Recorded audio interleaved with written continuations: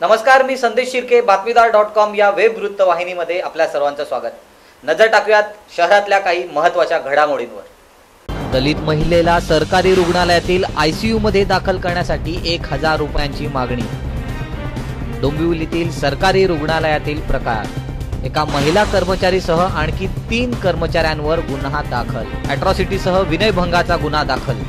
उल्हासनगर महापालिकेत रोजंदारी कामगार म्हणून काम करणाऱ्या करुणा खिल्लारे यांच्यावर काही दिवसांपासून मलेरियावरील उपचार सुरू होते। त्यामुळे त्यांना महापालिकेच्या डॉक्टरांच्या सल्ल्याने शास्त्रीनगर रुग्णालयातील ICU मध्ये दाखल करण्याची विनंती या दलित महिलेने रुग्णालयातील उमा सावंत या महिला कर्मचारीकडे केली होती। मात्र सावंत यांनी या महिलेला ICU मध्ये दाखल होण्यासाठी पैशाची मागणी केली।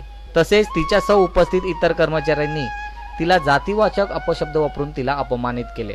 याबाबत तिने आजारी असताना देखील स्थानिक पोलीस स्टेशनमध्ये जाऊन आरोपी महिलेविरोधात आणि इतर कर्मचाऱ्यांविरोधात फिर्याद दिली। महिलेची फिर्याद ऐकून घेतल्यानंतर करुणा खिल्लारे या दलित समाजाच्या असताना देखील कर्मचाऱ्यांनी त्यांना चुकीची वर्तणूक आणि अपशब्द वापरल्याचे निदर्शनास आल्याने डोंबिवलीच्या सहाय्यक पोलीस आयुक्तांच्या मार्गदर्शनाखाली शनिवारी रात्री उशिराने विष्णुनगर पोलिसांनी गुन्हा दाखल केला आहे। अक्षय महाडिक, डोंबिवली, बातमीदार.com।